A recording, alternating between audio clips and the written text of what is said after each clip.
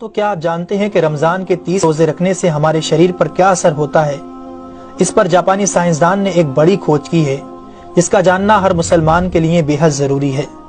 جاپانی بایولوجسٹ یوشونوری اشومی ایک سائنسدان ہے جن کو 2016 میں میڈیسن پر نوبل پرائز دیا گیا۔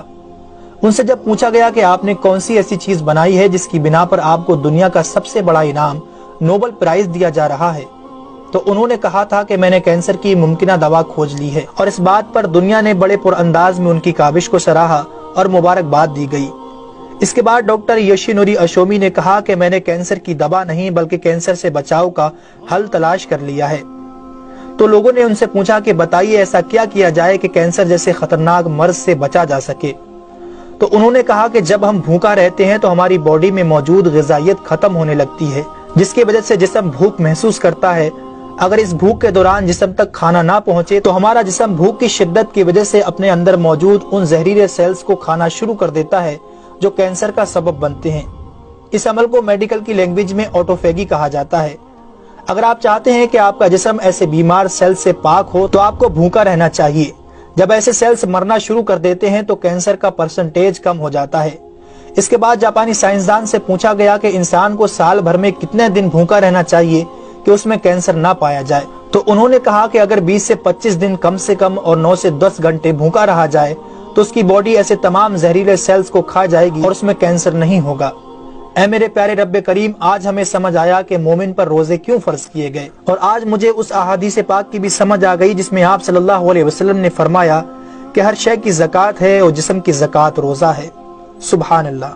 میں قربان جاؤں ایسے سچے دین پر جس نے عبادت کے اندر بھی بیماریوں کا علاج رکھا ہے۔ دوستو، اسلام وہ دین فطرت ہے جو زندگی کے ہر شعبے میں راہ اعتدال کی تعلیم دیتا ہے۔ اس لیے آج نہ صرف مغرب میں زیادہ کھانے کو ناپسند کیا جاتا ہے بلکہ اسے انسانی صحت کے لیے بھی نقصان دہ سمجھا جاتا ہے۔ اللہ تعالیٰ نے اپنے پیارے محبوب حضرت محمد صلی اللہ علیہ وسلم پر وحی نازل فرمائی، کھاؤ پیو اور حد سے نہ بڑھو، بے شک وہ حد سے بڑھنے والوں کو پسند نہیں فرماتا۔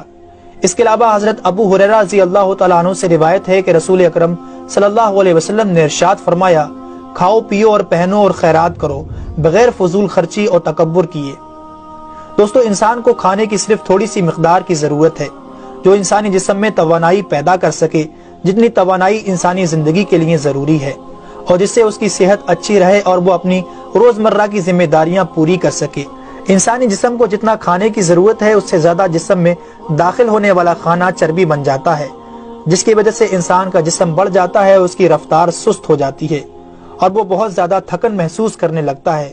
اس کے علاوہ انسانی جسم بہت سے امراض کا شکار بھی ہو جاتا ہے۔ اسی لیے اللہ تعالیٰ نے روزے فرض کیے تاکہ 11 مہینوں کے دوران کھانے پینے کی بے احتیاطی کا ازالہ ہو سکے۔ قرآن پاک میں اللہ تعالیٰ نے روزے رکھنے کا حکم ان الفاظ میں بیان فرمایا ہے، اے ایمان والو، تم پر روزے فرض کیے گئے جیسے کہ تم سے پہلوں پر روزے فرض کیے گئے تھے تاکہ تم پرہیزگار بن جاؤ۔ دوستو، قرآن مجید میں بیمار اور مسافر کے لیے روزے مؤخر کرنے اور جو روزہ نہ رکھ سکے ان کے لیے فدیہ ادا کرنے کا حکم دیا ہے۔ اس کے بعد روزہ رکھنے کی حکمت ان الفاظ میں بیان فرمائی، اور تمہارے لیے روزہ رکھنا ہی بہتر ہے اگر تم جانتے ہو۔ دراصل یہاں یہ بتایا گیا ہے کہ اگر تم موجودہ علم کو سمجھتے ہو تو تمہارے لیے بہتر یہی ہے کہ تم روزے رکھو، کیونکہ روزہ اپنے اندر بے شمار روحانی، نفسیاتی اور طبی فائدوں کو رکھتا ہے۔ روزے کی طبی افادیت کی طرف نہایت مختصر مگر جامع اشارہ نبی اکرم صلی اللہ علیہ وسلم نے ان الفاظوں میں بیان فرمایا، روزے رکھو اور تندرست ہو جاؤ۔ اللہ رب العالمین ہم سب کو اس مہینے میں زیادہ سے زیادہ نیکیاں کرنے اور سارے روزے رکھنے کی توفیق عطا فرمائے، آمین ثم آمین۔ تو کیا آپ جانتے ہیں کہ رمضان کے